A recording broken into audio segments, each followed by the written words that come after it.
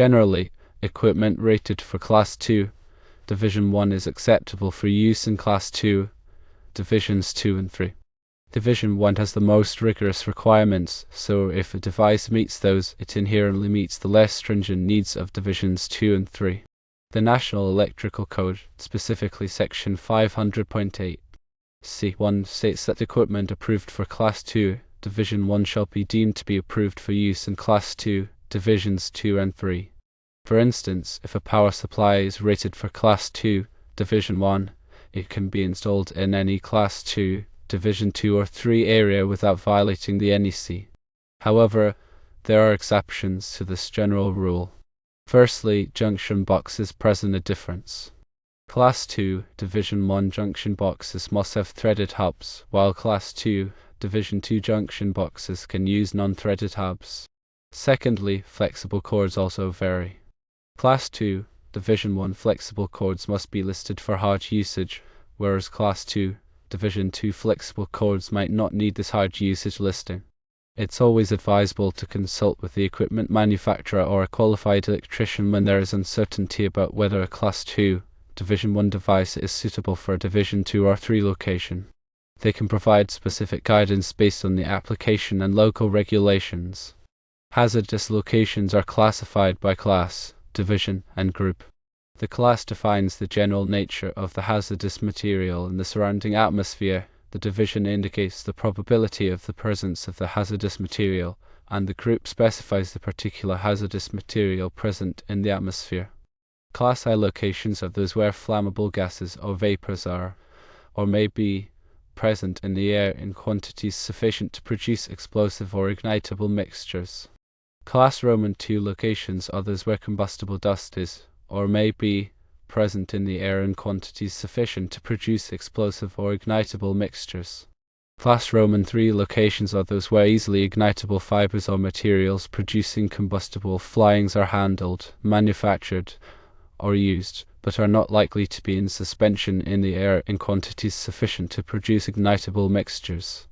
Division 1 locations are those where the hazardous material is present under normal operating conditions, where the hazardous material is frequently present because of repair or maintenance operations or because of leakage, or where failure of equipment might cause the hazardous material to become present and simultaneously cause failure of electrical equipment.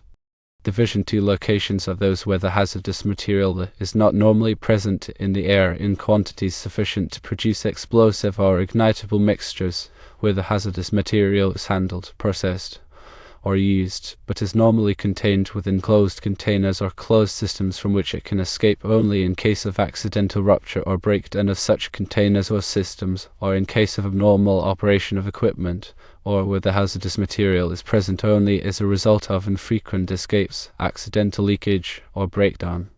Division 3 locations are not formally defined in the NEC, but are generally understood to be areas where hazardous materials are present but in such low concentrations or infrequent occurrences that they do not pose a significant explosion or fire hazard. Equipment intended for use in hazardous locations must be specifically designed and tested to prevent ignition of the surrounding atmosphere. This may involve explosion-proof enclosures, intrinsically safe circuits, or other protective measures. The equipment must be marked to indicate the class, division, and group for which it is approved. Electrical codes and standards, such as the NEC, provide detailed requirements for the installation and use of electrical equipment in hazardous locations. These requirements are intended to minimize the risk of explosion or fire. In addition to the class, division, and group, equipment for hazardous locations may also be rated for temperature. The temperature rating indicates the maximum surface temperature of the equipment under normal operating conditions. This is important because the surface temperature of the equipment must be below the ignition temperature of the surrounding hazardous material. When selecting equipment for a hazardous location, it is important to consider all of the relevant factors, including the class, division, group, temperature rating, and any other applicable requirements. It is also important to consult with a qualified electrician or engineer to ensure that the equipment is properly installed and maintained. Intrinsically safe circuits are designed to limit the energy available to below the level required to ignite a hazardous atmosphere. This is achieved by using low voltage and low current circuits and by incorporating current limiting and voltage limiting devices. Intrinsically safe circuits are often used in instrumentation and control systems in hazardous locations. Explosion-proof enclosures are designed to contain any explosion that may occur within the enclosure. The enclosure must be strong enough to withstand the pressure of the explosion, and it must have flame paths that are long and narrow enough to cool the escaping gases below their ignition temperature. Explosion-proof enclosures are often used for motors, starters, and other electrical equipment in hazardous locations. Purged and pressurized enclosures are designed to prevent the entry of hazardous materials into the enclosure. This is achieved by maintaining a positive pressure of clean air or inert gas inside the enclosure. Purged and pressurized enclosures are often used for control panels and other sensitive equipment in hazardous locations. Non-incendiary equipment is designed to not produce sparks or hot surfaces that could ignite a hazardous atmosphere. Non-incendiary equipment is often used in Class I Division II locations. Dust ignition-proof equipment is designed to prevent the entry of dust into the enclosure. The enclosure must be tight enough to prevent dust from entering, and it must have smooth surfaces that prevent dust from accumulating. Dust ignition-proof equipment is often used in Class Roman II locations. Hermetically sealed equipment is designed to prevent the entry of any atmosphere into the enclosure. The enclosure must be completely sealed, and it must be strong enough to withstand the pressure of the surrounding atmosphere. Hermetically sealed equipment is often used for relays and other sensitive components in hazardous locations. Oil-filled equipment is designed to immerse the electrical components in oil. The oil helps to cool the components and prevent them from igniting a hazardous atmosphere. Oil-filled equipment is often used for transformers and other high-voltage equipment in hazardous locations. When working in hazardous locations, it is important to follow all safety precautions. This includes wearing appropriate personal protective equipment such as safety glasses, gloves, and respirators. It is also important to ensure that all electrical equipment is properly grounded and that all circuits are de-energized before working on them. If you are not familiar with the safety procedures for working in hazardous locations, it is important to seek training from a qualified instructor.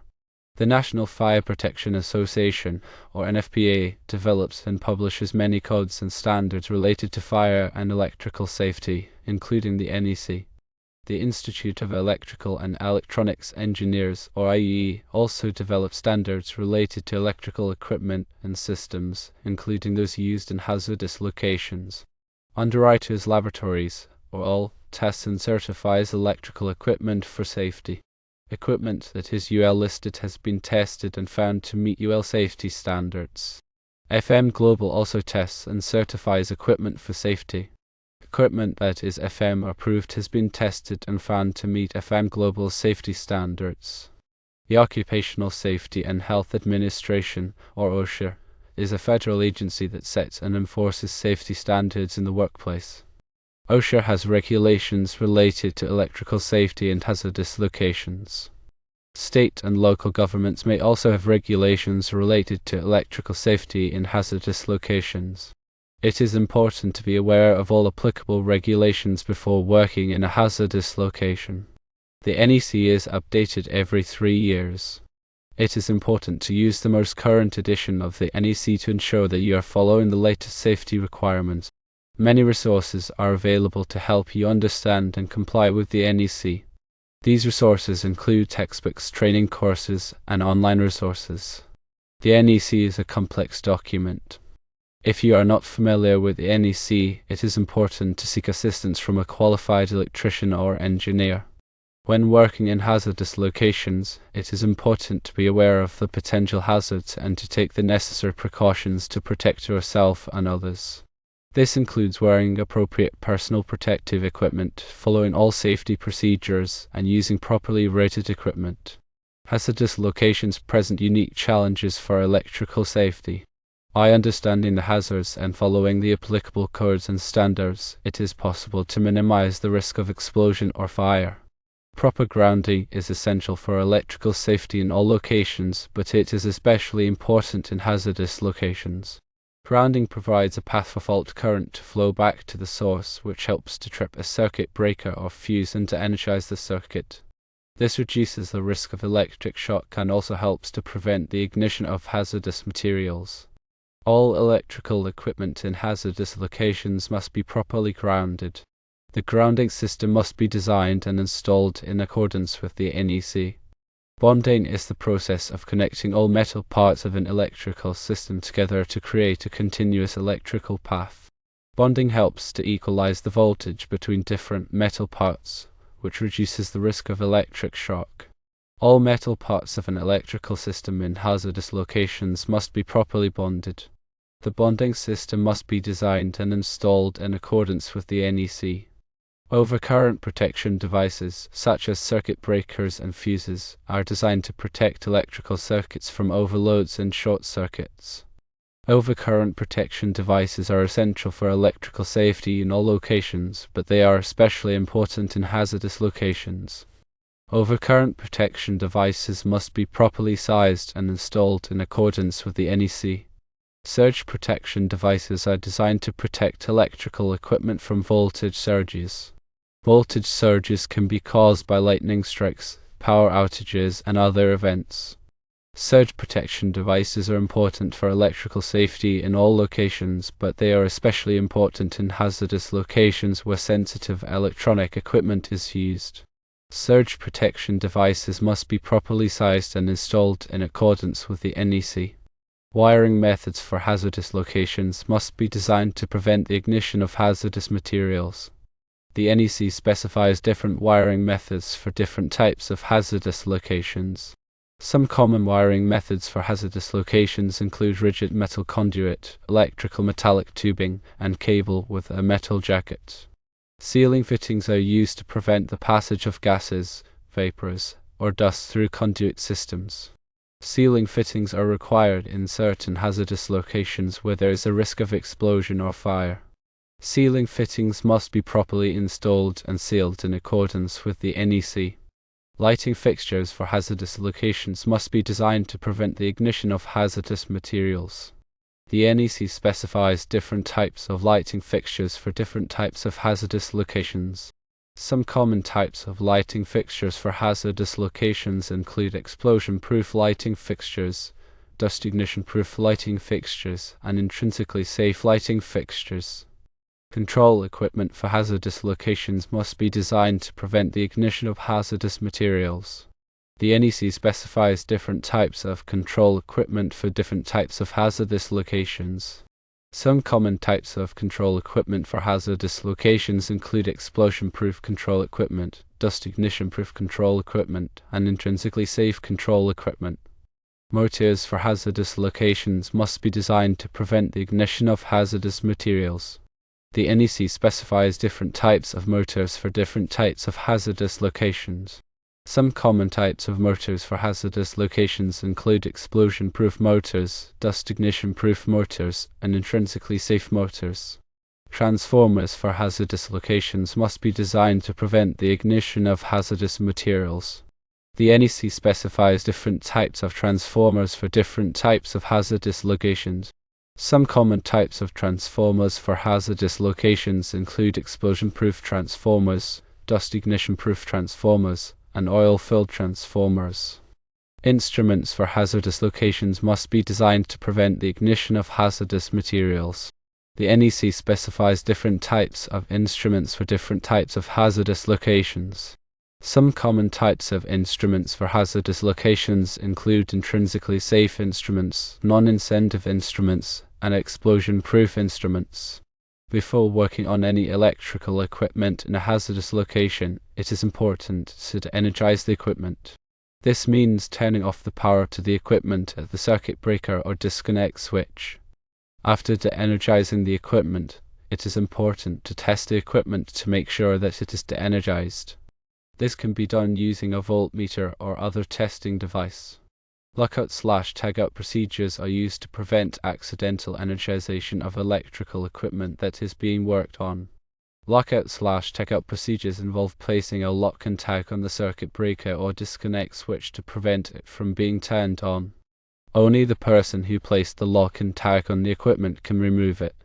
Hot work permits are required for any work that involves the use of open flames or sparks in a hazardous location.